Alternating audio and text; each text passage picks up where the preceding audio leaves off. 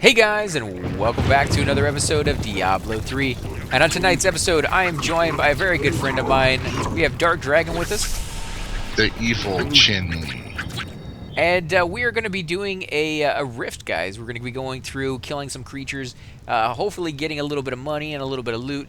Now, it's not nearly as good as some of the stuff we've shown you in the past, as the cow runs or the greed runs. But then again, they're not supposed to be. I mean, that's not what the purpose of these regular rifts are for. Mainly what you're trying to do here is get the stones you need so you can do greater rifts, as well as have a chance at getting better loot. And you get to see some of these areas that you may have kind of rushed through at one point and didn't really get the experience as much as you might have liked, because they have a lot to offer. I like the look of these zones, and I like just the sheer number of mobs that seem to spawn. Now we are fighting on a lower level. I think you said your level's at 10, right? Yeah. And I am still not doing too much damage to them. I'm not dying, so that's a good thing. I'm not dying in one shot anymore, but I'm also not doing the amount of damage that you probably need to be able to get through these. Because the faster you go through them, the better the rewards that you're going to get. And it's something you want. You want a faster skill right here. You want a faster speed. Now you can see everything just died here because Dark Dragon came back and just like one-shotted everything. So he's definitely overpowered for this little area, but... Sorry, I was running around killing that goblin. Oh, it's alright. Yeah, at first. I do like how when I pick up one gem now, I pick up like all the ones in the general area, and I just got like massive numbers of gems. That is crazy amount. So I'm going to be set there for a while. In fact, I wasn't really running low on those, to be honest. I wasn't kind of hurting for any type of gems, other than, there was one that I was trying to do a minute ago, and there's something that we should have talked about a little bit on the last episode, but we kind of forgot to, or at least I should say I didn't think about doing it, is the seasonal thing is over, which means your character gets moved from the seasonal server, or whatever you want to call it, to just the regular game itself. Now, it's not a whole different server or anything like that, but it is something different, and you might want to be aware of that. Let me turn my sound down a little bit, because it does sound like it's a lot louder than it used to be in here. Let me go into sound real quick, guys. Effects, 55. Let me lower that down to 44. And now, as I was saying before, though, guys, your character is no longer in seasonal, and what that means, basically, is you can't play with other people who are on seasonal, which is not a really big deal, because right now there is no seasonal. Right. And so very, very soon here, there will be another season starting. Now, they have made some changes. If you go ahead and you want to play the new patch before it comes out, you're able to do that. I don't know if you can still do that now, because it has been a little while, and it's so close to coming out, they may not allow you to do that. But, yeah, you can actually try the patch out before it's actually out. Yeah, you can. It's on the public test ROM. Right. I knew it was before, but, just being away from... like a week, less than a week before the new patch is out. That's, sometimes they bring it down. They're like, okay, we've gotten the test out. We know, of course, we don't want to spoil it for everybody. But, yeah, you're more than welcome to go over there and try it out and see what some of the new changes are. But, Dark Dragon, you want to tell us what some of them are that you're familiar with, and the ones that you're looking forward to, and the ones you're not? First, I'm going to point out the downfall of playing on the public test ROM is, as you mentioned, when the patch gets close to coming out, they do shut it down. And when they shut it down, you lose all of everything that you had when you were doing on the public. Right. I mean, it's outright gone. Your seasonal, at least it switches over to normal and everything like that. You don't lose it, but on the test realm, it's gone. That's usually how they are, though, for test servers. Is you're basically there for the experience, and what I mean by experience is not like character experience, but your own personal enjoyment of the game, and to be part of something before it comes out. And then, of course, when the game does finally come out, feedback and find bugs. Right. And then, of course, you have that advantage, too, of when the game finally comes out. You already know where to go and what to do, and you can take advantage of any of the flaws that you might have found and not report it before they fix it. And, I hate to say that, but it's exactly what every gamer does. They oh, yeah. If they can find a flaw which they can exploit to get a little bit better gear a little faster, or maybe they know that an item's going to get nerfed down the road and they want to play around with that item, or have a chance at keeping that item, because some games will do that. They will actually keep the game, or keep the item in the game as it was originally dropped. But the new stuff won't be that way, and so you'll have an item that is better than the item it is in the game now. So that's very cool. Well, that's like in EverQuest, the Circlet of Shadow. Yeah, yeah. You nerfed it to Circlet of Shadow, just put a cast time on it and everything, and there you go. Yeah, it's very interesting. But as far as like the new stuff they're adding, you want to give us a rundown on that? Well, they're adding in a few new sets. I'm not going to give any details on those because those are going to be really fun to experience for yourselves. But they are like revamping set pieces that they have now. For example, this set right here. This set right here is going to be revamped to where you're going to get a bonus of 100% damage for every ancient piece that you're wearing. But that can be only set rings that you get. So you're going to want to have those 2 green rings and everything else brown. Yeah, it's kind of interesting on that one. What are some of the other big changes that people should be aware of that are coming down the pipe? They're adding a whole new island. It's outside of the storyline. Oh, so actual new missions and a new town and everything to go with it? It's basically like a whole new act. Nice. And that's going to be free. They're not charging for that. It's not like download content. Nope. It's just a new patch that they're throwing in basically because they know people want new content and they're being nice about it. They're not charging you for it, which is a nice they're rarity. Being phenomenal about it. It's a nice rarity, so I got to give them a huge shout out on that for doing that. I know there's other games out there, and I hate to put Mass Effect down because I love the series, but they were total jerks when it first came out, and they had it where you could buy the game day one. Actually, you could buy the game before it even came out, so you could have a copy reserved, and then day one they had download content that you had to pay extra for. That's just ridiculous. I absolutely despise video games companies who do that kind of stuff. It puts me off of the game. It takes enjoyment from the game away, and I haven't even played it yet. Like it's brand new, still in the box, and you already leave a bad taste in my mouth. And that is something I just cannot forgive because I never got to experience the enjoyment of just playing the game and being excited about it. Right off the bat, I'm disappointed. And so because right off the bat, they're, hey, what do you got in your wallet? Yeah, or not even like, hey, what do you got in your wallet? It's more like I have to say it right. What's in your wallet?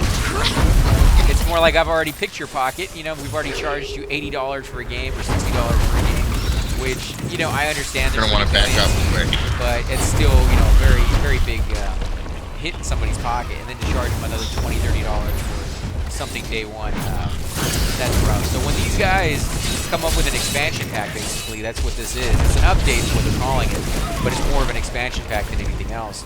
And not charge you anything for it, that's phenomenal, guys. That is, you got to give them credit for that. You got to let them know that you appreciate that, because we need more video game companies to do it. And Blizzard has just been amazing with pretty much every game that I've ever played from. But yeah, they've made mistakes, but they fixed them. Sometimes they just decide that, hey, it's not really a mistake. That's how we intended the game to be. You may not like it, but we have a vision for what we're going for. We do listen to you, but in the end of the day, they have to make up their own mind on how they want. I'm still waiting for them to fix that super huge mistake called World of Warcraft. See, I don't mind World of Warcraft. I like it. I've played it for a long time, and it's a good game for what it is. It's just a different experience from, like, a lot of people will compare games together, especially MMOs. And they'd be like, oh, EverQuest versus WoW, and WoW versus Dark Ages of Camelot, and Camelot versus, Aeon. Wow. It's just... Dude, your pets are doing 20 million damage a second. Yeah, they might be doing that much damage, but look at them. The creature is so high on level that it's barely going down at all during that amount of time. That creature's got 2.2 billion health. I know, that's what I'm saying. Like, my pets may be really strong, but they're not strong enough for the creature to fight. Well, it's still interesting to watch. If you had taken my advice... Oh, I don't think it would have increased it that much. It might have increased it. Yeah, I got a few gems in town that I need to put on my equipment to kind of raise up the stats just a little bit. But yeah, basically what I was talking about before, guys, is you can't compare these games from one to the other because they are different beast in the room. So when I say World of Warcraft is a good game, I mean it's a good game. I enjoy playing. Do I Hey, compare that one to another one and be like, which one's better? I try not to, unless take it's a game in the same series. take a look at that gem inside that amulet right there. Okay. See what the gem does? All right. Makes your pets do more damage. Yeah, there's some really nice gyms out there to get. I mean, we just have to spend the time to get them. We're doing fairly decent on our time, too. Not fantastic, because I'm just not able to contribute as much as I probably should be able to. But at some point, I will get better. I have gotten better in the past. You guys have seen my character go from his humble beginnings with very, very little loot all the way up to where he is now. He has several, set pieces. In fact, he's only missing a few pieces. And out of that last level that we got from the Calvin, we got 3 more set pieces and I think like 5 or 6 legendaries. Out of all of that, we managed to change out our ring, and I'll show you guys right here. We put on this ring instead. And what else did I put on? I think that was the belt. And I put on the belt as well. That was a little bit better than what I was wearing because it does that discharge of bolts. Now that discharge of bolts sounds fantastic, and if I was playing a monk or something like that, it'd be even better because you'd be getting hit more often. My guy really doesn't get hit that often, and when he does, the levels that we've been playing recently, I die in one shot. So not exactly the most fantastic, but ideally, once I build up my skill and my damage and my health go up, then I'll be able to survive longer, and that will be something really cool to kind of play around with. Well, so the viewers know, the reason that I keep pushing AC into these higher levels is the higher level that we're in, the more drops that he's going to get. So it's faster that he's going to beef up his character. And I don't mind it at all. I mean, really the only complaint you're normally get on MMOs when you play multiplayer and you're too low for the level that you're on is the people in that level will be like, you're not contributing, we don't want you here. But because I'm doing this with a friend, and he definitely doesn't mind. Plus, he's getting loot in return because I'm here. It works out best. It works out better for all of us. Even if you weren't my friend, I wouldn't care. Right, but some people definitely do. It's just something to be aware of. If you're going on there and you're going to join, a multiplayer match, you might want to make sure that you're ready for it. Same thing. I've gotten into multiplayer matches on Star Trek Online, and there will be people on there who will be like, if you don't know how the match is supposed to be run, you don't know what you're doing. Don't play this. Go figure it out on your own without wasting our time. I can understand that point of view. It's kind of cold and heartless, to be honest, in my opinion, but I understand it because they had to sit there. The way that they're doing it is cold and heartless, but it is fully understandable. Yeah. Because certain missions and everything, if you don't know what you're doing, you're going to automatically fail. Right. And if you fail, you cause everybody to fail. And then it just... People are wasting their time because they go in there expecting to do a run, and they end up spending 20 minutes or 10 minutes or whatever, even 5 minutes some people will get mad about. But yeah, I mean, I don't let that stuff kind of bother me too much because there's always different levels of knowledge in any game you play. There's going to be the people who are very knowledgeable. Maybe they went online, maybe they read a guidebook before they got on the game. Maybe they have a friend who's kind of talked about it for months upon months, and they know everything about it. Or maybe they're just a hardcore gamer, and they're able to figure this stuff out easier because they've been playing games their entire life, and they know how MMOs work. They know how RPGs work. Because most games out there, they follow almost the same kind of script. Yeah, a little bit. I mean, yeah, you'll find from any RPG to the next, there's a little bit of difference, sometimes a lot of difference on how like strength, stamina, and agility work. But knowing the base of what agility usually does and knowing the strength and how that usually portrays in games like this, you're going to have a better idea even on those where it's dramatic. You're still going to have that understanding that the other players who are just coming to the series or to that franchise or to that type of game will not have. So yeah, they usually learn a little faster. In one essence, I hope this is me, but then on the other hand, I hope it's not me, but you keep fading in and out. What, on my mic? Yeah. Oh, I'm sure it's on your end. If it's Skype that's doing it, then it won't record on the actual game because mine records from the computer and doesn't even care what Skype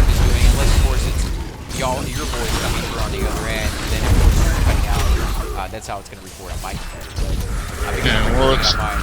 it's like when you go on your 10, 15 tangents, Yeah.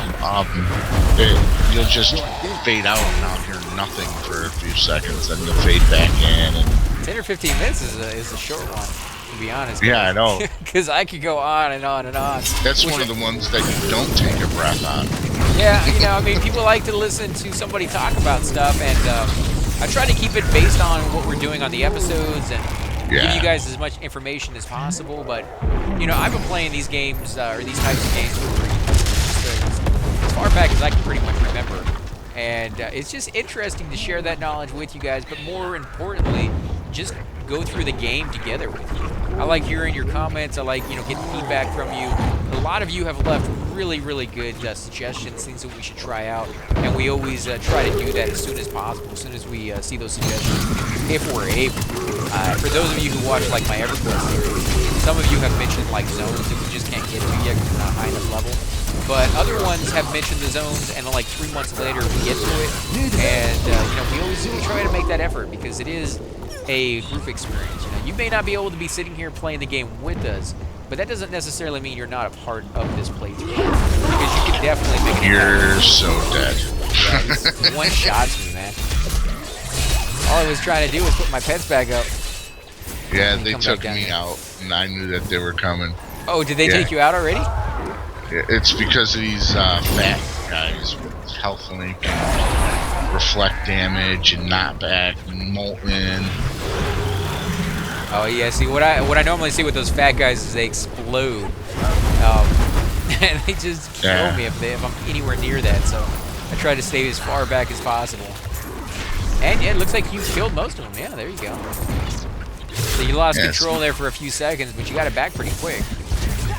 Yeah, well, it's because there was 5 of them, and I killed 2. They blew up and just took me out. Yeah, decimated your life right there. Yeah. But yeah, we always try to share as much as we can with you guys on our journey here, because, you know, we like to play these games, but playing them with all of you watching and joining in, and you know, giving us your opinions on where we should go. And, you know, one YouTuber, not one comment actually suggested we try a different technique on killing a certain main bad guy in the video game I was playing, and it actually worked. Like, we were able to finally kill him just doing a different technique that none of us had ever even thought of at the time. Which game? I think it was Star Trek Online. We were fighting one of the bad guys, one of like the name dudes that you go to early on in the game. Oh yeah, I saw that comment. Yeah. Yeah, and it was just interesting because, you know, there's no way for any one person out there to know everything, and some of you guys have been playing that game for a long, long time, and you know just you know, tons more about it than we do. Again, we play EverQuest Online, and that one is a game that I have been playing for a very, very long time, and I'm very knowledgeable on that one. But even with that said, even playing it 10 plus years, I still learn stuff every day. So it's a huge game, and we definitely appreciate, you know, all of you you know, participating and leaving those comments down below, because it means just so much to us, guys. We're almost out of time on this one, aren't we? I don't know. It's right over there on the side. Yeah, we got a few more seconds before it's. I guess we're gonna lose the race. What does that mean? Oh no, that's the greater rifts. Oh, so you don't lose anything by taking your time on this one? Nope. I thought you got better loot the faster you went through it. You do. Oh, okay, so that's just going to show that we're not going to get very good loot. No, that's just the meter of how far we've gotten so far. Oh, okay, so we're almost done with it. Yeah, there is no failing in this one. That's why there's not the time meter. Because the Greater Rift, it does have a little time meter on their side. You can see where it wants you to be and where you're at the moment. And if you're not, you know, progressing fast enough, not only are you going to get like worse loot, but you're going to actually fail that mission. So you do need to make sure on those runs that you go through and you play ones that you're able to beat within that time. Hey, you're on Desecrate, man. I'm about to die. There we go. Yeah, I was using my health thinking that that might keep me alive long enough, but no. I was still taking too big of a hit on that one. Holy crap, here comes the big guy. The choker. That's what she said. Oh yeah, she's over here. Sorry, an easy target. She's like, why go after the other guy who can actually kill me? I go after this guy. Can't even get past these things to be able to loot those items if they're items. Well, if you hit Spirit Walk, you could run right through them. Yeah, I don't use Spirit Walk. Let's see, can I walk through them now? Yeah, I can. I just find it so funny. Yeah, you like Spirit Walk. I mean, I can't put it down, but it's definitely not my thing. Especially since I don't really use the keyboard. So all I'm using right now is, you know, the mouse buttons. And that's normally the only spells that I would use. So trying to use, you know, Spirit Walk is something I probably wouldn't use even if I had it selected. Let's come down here and see what we got. Hey, not my fault you keep refusing to use one of the best Witch Doctor skills in the game. Yeah, I like games that allow you to use the Xbox 360 controller. And I do believe this one actually does at some point. I haven't tried it just yet. But I've been trying to do the mouse and the keyboard and stuff. And, you know, it's very effective. It works. And I know there's a huge debate on gamers. And it really comes down to like a 50-50 split. Where most on either side would be very, very passionate about which one they pick. And, you know, I know my brother, he's very keyboard and mouse. And for me, I'm very controller. I like the controllers a lot. There are a few games out there that, you know, regardless of how much I like the controller, I'm still going to use the keyboard. And there's other games out there that, regardless of how bad the controller works, I'll still use the controller. So, well, you give me a racing game, controller all the way. Flying game, controller all the way.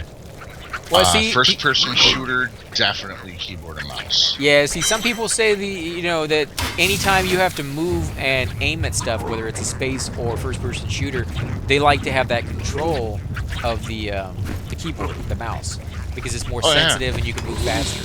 But I found that my aim is better with the controller. You know, like just it's my own personal experience. It's not going to be for everybody, but for me, that's definitely the way it works. You'll say that, but I've watched my brother on a keyboard and mouse running along with a